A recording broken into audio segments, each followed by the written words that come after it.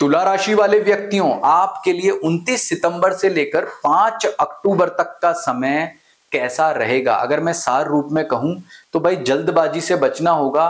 समय पूर्ण रूप से आपके पक्ष में नहीं है, लेकिन ऐसा तो नहीं है कि सभी तुला राशि वालों के लिए समय खराब है। ऐसा तो नहीं है कि आपकी जिंदगी में जो है सभी क्षेत्रों में ही दिक्कत रहेगी।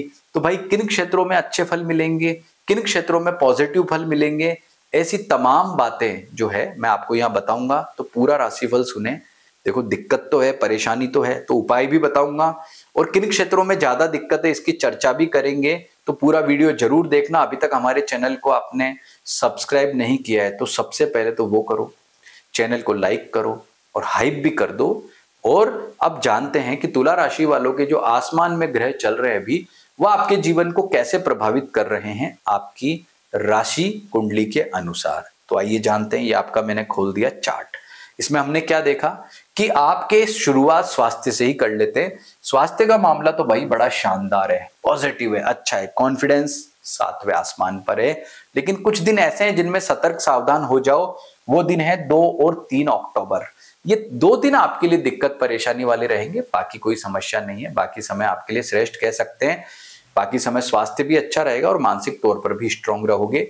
धन की बात कर लेते हैं आर्थिक मामले में। तो भाई आर्थिक मामले में भी मिले जुले फलों की प्राप्ति होगी। मंगल आपके खुद की राशि में, तो जल्दबाजी में निर्णय लोगे तो दिक्कत परेशानी देगा। सोच समझकर निर्णय लेना होगा। जल्दबाजी का निर्णय जहां फंसाएगा वहीं बुद्धि का इस्तेमाल करके डिसीजन लोगे तो दिक्कत नहीं आएगा। क्यों, मैं ऐसा क्यों बोल रहा हूं? क्योंकि समय आपके पक्ष में नहीं है।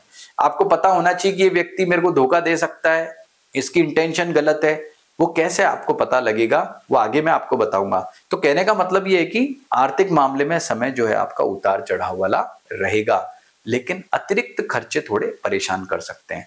बात करते हैं पारिवारिक सुख में। तो भाई पारिवारिक सुख में आपके लिए समय उत्तम है, अच्छे फल वाला है। बस ये 2 दिन जो है 2 और 3 अक्टूबर, इस समय ध्यान रखें, माता पिता का अच्छा सहयोग प्राप्त हो रहा है, बॉन्डिंग बढ़िया है, भाइयों से सहयोग अच्छा है, यानी हर मामले में इसमें आपको अनुकूलता श्रेष्ठता दिखाई देती है। पारिवारिक सुख आपका श्रेष्ठ है। विद्यार्थियों की बात कर ले तो भाई विद्यार्थियों के लिए समय जो है वो ये 2 दिन 2 और 3 अक्टूबर को दिक्कत वाला रहेगा। कंसंट्रेशन इन 2 दिनों में दिक्कत रहेगी। सोम मंगल बुध अच्छा है, उधर शनिवार रविवार अच्छा है। बीच के ये 2 दिन जो है वो 2 और 3 अक्टूबर यही आपके लिए परेशानी वाले हैं, बाकी समय श्रेष्ठ रहेगा। अब बात करते हैं आपके व्यापारियों के लिए समय कैसा। तो भाई व्यापारियों के लिए समय जो है वो मिले जुले फल वाला रहेगा। उत्तम लाभ के योग भी बनेंगे। कई मामलों में सावधानी भी रखनी पड़ेगी, दिक्कत रहेगी, परेशानी रहेगी।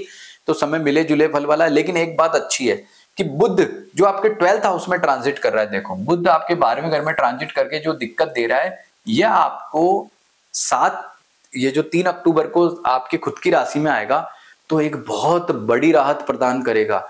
और मैं तुला राशि वालों को बताऊं कि भाई तब से आपका भाग्य एक्टिवेट हो जाएगा। तो भाग्य फल श्रेष्ठ कब से होना है? भाग्य फल आपका जो श्रेष्ठ होना है ना, वो होना है आपका 3 अक्टूबर के बाद में, बुध के राशि परिवर्तन के बाद समय श्रेष्ठ होने से। नौकरी पैसा वालों के लिए बात करें तो उतार चढ़ाव वाला टाइम है। शुरुआत गजब की है, 2 और 3 अक्टूबर ज्यादा अच्छा नहीं है, बाद में समय आपका अनुकूल हो जाएगा। और वैवाहिक सुख की बात कर लें, भाई वैवाहिक सुख के मामले में सप्ताह थोड़ा उतार चढ़ाव वाला। वाणी पर संयम रखना होगा, पैशंस रखना होगा, धैर्य रखना होगा, नहीं तो दिक्कतें परेशानियां ज्यादा होंगी। लड़ाई झगड़े से बचें। और क्रोध भी आता है ना तो अंदर पी जाएं। कारण क्या है, अगर आपने थोड़ा भी इशू ऐसे किया तो बिना वजह के, अगर आप जीवन साथी से इशू होगा, लिव इन में रहते हो तो आपका पार्टनर से इशू होगा, डिस्टेंस में रिलेशनशिप है तो भी आपका दिक्कत होगा। कहने का मतलब ये मंगल यहाँ थोड़ा खेल बिगाड़ेगा तो आपको पेशेंस, और सूर्य भी खेल बिगाड़ेगा तो थोड़ा सावधानी रखना होगा। तो मैंने जो आपको शुरू में क्या कहा था, जल्दबाजी से गड़बड़, ये जो मैंने बात बोली है ना, ये यहाँ पर सटीक लागू होती है। लेकिन एक बात, ये तो कॉमन राशिफल है, कई बातें नकारात्मक ज्यादा हैं, दिक्कत दिखाई देती है। तो क्या सभी तुला राशि वालों के लिए ऐसा होगा? क्या नहीं होगा? हम चेक करते हैं कैसे नहीं होगा। हम सूर्य ग्रह से ही चेक कर लेते हैं। सूर्य ग्रह सबसे दिक्कत दे रहा ना 12वें घर में, तो क्या सबको दिक्कत देगा? क्या नहीं, सबको नहीं देगा। अगर आपकी तुला राशि है लेकिन आपका लग्न कुंडली में जाके अपना लग्न चेक करो। यदि आपका लग्न मेष है, सिंह है या धनु है, तो ऐसी स्थिति में सूर्य हुआ कारक, तो वो यहां ज्यादा दिक्कत परेशान आपको नहीं करेगा, पहली बात। अगर आपके बाकी के लग्न हैं तो सूर्य आपको दिक्कत है। ऐसे ही बुध 12वें घर में, बुध किनका कारक ग्रह होता है? बुध कारक होता है वृषभ, मिथुन, कन्या, तुला और मकर, कुंभ, ये 6 लग्न में बुध कारक होता है, तो बुध आपको वहां ज्यादा परेशान नहीं करेगा। बाकी जो 6 लग्न है उसमें बुध नेगेटिव है। तो हमने क्या देखा कि कोई भी कारक ग्रह अगर नेगेटिव हाउस में जाता है तो परेशान नहीं करता है। कैसे नहीं करता, 2 एग्जाम्पल दिए। एक बात और, सूर्य का आप रेखाष्टक भिन्न, ये जो भिन्न अष्टक वर्ग में जाकर के सूर्य की रेखा भी चेक कर लेते हैं कि सूर्य जो 12th हाउस में बैठा हुआ है वो कितनी रेखाओं पर बैठा हुआ है, कि ज्यादा परेशान करेगा या कम करेगा।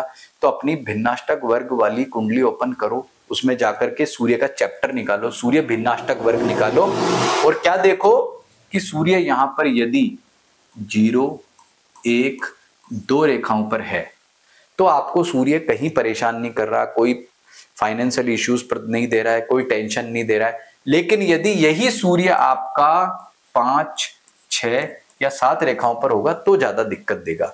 ये बातें बताई ना, इससे आप पता कर लो कि किनके लिए ज्यादा समय दिक्कत वाला है, किनके लिए नहीं है।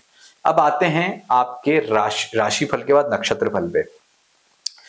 नक्षत्र जो है आपका चित्रा, स्वाति या विशाखा में से एक है। अब भाई 3 नक्षत्र होते हैं तुला राशि में एक व्यक्ति एक ही नक्षत्र में जन्म ले सकता है। हम देखते हैं चित्रा में, तो चित्रा नक्षत्र में श्रवण जो है आपका कर्म और रोहिणी भाग्य नक्षत्र है। तो हमने क्या देखा कि चित्रा में से बुध का ट्रांजिट हो रहा है। बुध क्या है, आपका भाग्येश है। तो लिख के ले लो ये बात कि जिनकी तुला राशि है और जिनका नक्षत्र चित्रा है ना, उनको कोई टेंशन नहीं है। क्यों नहीं है, बुध एक शुभ ग्रह है, आपका भाग्य का स्वामी है, और आप ही के नक्षत्र से ट्रांजिट करके आशीर्वाद दे रहा है कि भाई मैं आपको शुभ फल प्रदान करने की गारंटी देता हूं। क्यों देता हूं, क्योंकि मैं आपका भाग्येश भी हूं और मैं एक शुभ ग्रह भी हूं।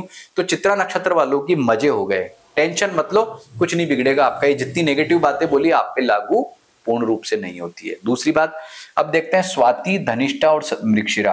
तो स्वाति जिनका नक्षत्र है उनका धनिष्ठा कर्म और मृगशिरा भाग्य नक्षत्र है। तो हम चेक करते हैं स्वाति में कोई ग्रह ट्रांजिट कर रहा है क्या, तो देखो मंगल ट्रांजिट कर रहा है, और मंगल तो भाई डेंजर है। एक तो पाप ग्रह, ऊपर से मार्केस, यानी कि स्वाति जिनका नक्षत्र है ना उनको तो सावधान हो जाना चाहिए। मंगल के उपाय कर लेना, ओम अमंगारकाय नमः मंत्र का जब जरूर कर लेना, मंगल के दान कर लेना, नहीं तो दिक्कत परेशानी बड़ी हो जाएगी।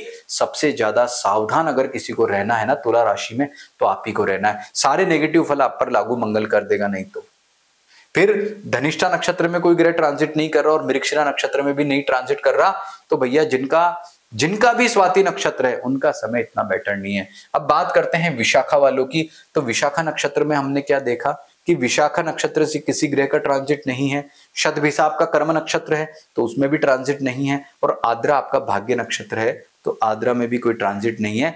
यानी कि जो फल आपको यहाँ बताया वो विशाखा वालों पे लागू होगा। तो सार रूप में अगर मैं कहूं तो चित्रा वालों का बेस्ट, स्वाति वालों का जो है दिक्कत परेशानी वाला, और विशाखा वालों का जो है ना वो सामान्य, जो बताया था वैसा फल रहने वाला है।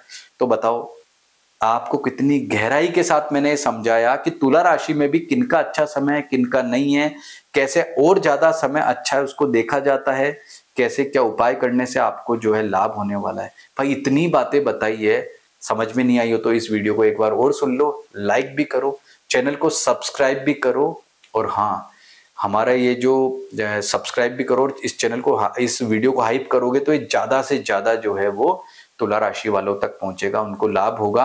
और इस सप्ताह जो है विजयदशमी का, महाअष्टमी का, महानवमी का महान पर्व आ रहा है, उसकी मैं आपको बहुत बहुत शुभकामनाएं देता हूं। माँ दुर्गा से प्रार्थना करता हूं कि आपको बहुत ही उत्तम फल प्रदान करे। नमस्कार।